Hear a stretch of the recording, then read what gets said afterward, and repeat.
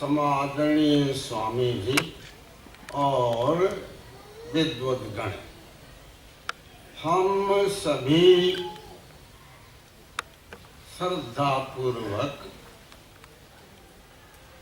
गायत्री मंत्र से ईश्वर की स्तुति प्रार्थना उपासना करें।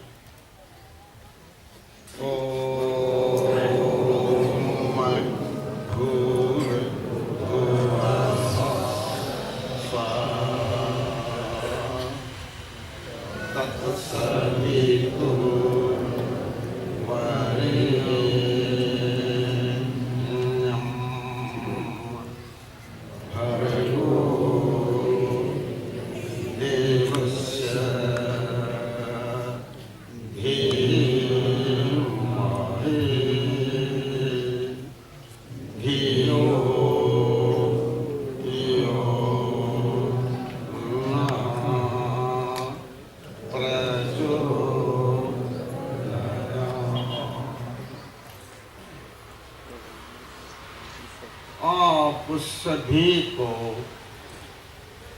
ये अच्छे प्रकार से जानना चाहिए कि ये जो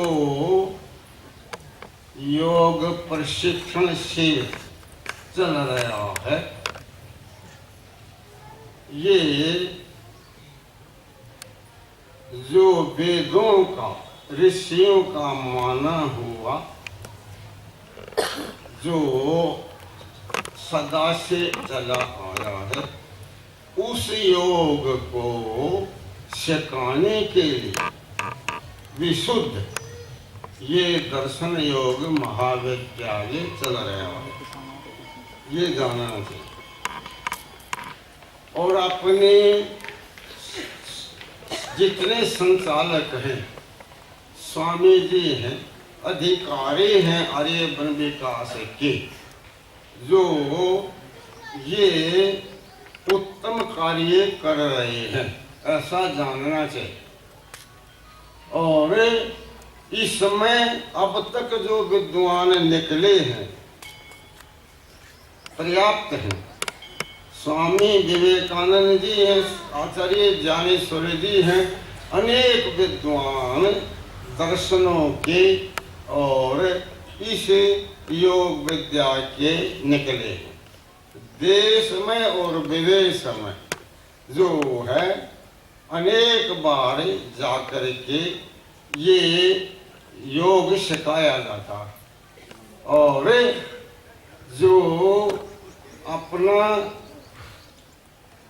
जो आश्रम है वानप्रस्थ आश्रम, उसमें भी इसी प्रकार से विद्या का पढ़ाना, और जो गृहस्थ आश्रम अपना पूरा कर चुके हैं, अब वो योग मार्ग पर चलना चाहते हैं, वे जो है उस आश्रम में रह करके इस विद्या को सीख सकते हैं।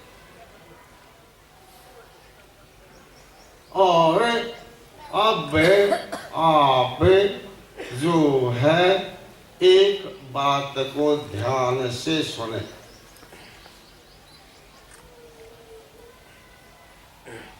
आप ये समझें कि मनुष्य जीवन की सफलता और विफलता क्या है, ये जाना है। ये एक मूल संसार का विषय है, जो कि इसके जाने बिना व्यक्ति का जीवन सफल हो ही नहीं सकता। ये ऐसा है, वो थोड़े शब्दों में जानना। इस समय ये सफलता और विफलता जो वेदों के जानने वाले ऋषि हुए हैं, और ऋषियों ने भी जो बताई है वो थोड़े शब्दों में बताई। हम सब के लिए यदि व्यक्ति इस जीवन के रहते रहते, जब तक जीवन है, ईश्वर को प्राप्त कर लेता है, तो उसका जीवन सफल। ये सफलता। इस जीवन के रहते रहते जो मनुष्य ईश्वर को प्राप्त नहीं करता वह विफल है। सारे संसार का एक ही सिद्धांत पूरा हो जाता। और ये जो 1 वर्ष का शिक्षण शिविर चल गया है वहां भी चलता रहता है। इस समय जितने देश भर के या विदेश के भी जो आए वो ये सारी विद्या जीवों की त्यों सिखाई जाती है क्रियात्मक रूप में, ज्ञान के रूप में भी और क्रिया रूप में भी ये विद्या सिखाई जाती है। और सबको सिखाने के लिए क्रिया रूप में कैसे समाधि लगती है और कैसे टूटती है, उसके साधन और किस रूप में बैठना, जप किस रूप में करना, उनको ऐसा सिखाया जाता है जैसे भौतिक वैज्ञानिक अपने क्षेत्र में खोज करते। यहाँ ईश्वर के विषय में पूरी की पूरी खोज, पूरी वो ज्यों की त्यों सिखाई जाती। भूल त्रुटि योग में नहीं आती। योग के नाम से देश और विदेश में बहुत कुछ होता। विशुद्ध रूप में ये वैदिक वेद के अनुसार योग जो यहाँ पर सिखाया जाता। और मैंने भी इसी के लिए अपना ये ईश्वर का है, इसको ध्यान रखना। ईश्वर को मानते हैं नहीं मानते मूल विषय, ये शरीर बनाया हुआ ईश्वर का है और इसको मुख्य रूप से ईश्वर का माने गौण रूप से यहाँ पर। तो इस शरीर से जो परिश्रम किया गया, जो भी खोज की गई, समाधि के अनुभव किए गए और जैसे जैसे समाधि लगाने से अनुभूतियां होती हैं वो सब सिखाते बताते। और जो हम कहते हैं ना ईश्वर का दर्शन प्राप्ति, वो पूरी की पूरी विधि ज्यों के त्यों अपने प्रयोग में ला करके देखी गई। शब्दों से नहीं, शाब्दिक ज्ञान अलग है और क्रिया रूप में अलग है। समाधि लगने पर कहाँ पर क्या प्रभाव पड़ता है हमारे शरीर में, हमको क्या मिलता है, ये संकेत कर देना। जहाँ अनुभूतियां होती हैं और इनमें जो जो जो अवस्थाएं आती रहती हैं उनका अनुभव करते और औरों को भी बताते। और आप इस विद्या को, ये जो ऋषियों ने लिखी है सरल से सरल भाषा में, उसका हिंदी में पूरा का पूरा विवरण मिलेगा। यहाँ भी अपनी पुस्तक लेनी चाहिए और उनको रखना चाहिए और उसी के अनुसार जो है इसका अभ्यास करना चाहिए।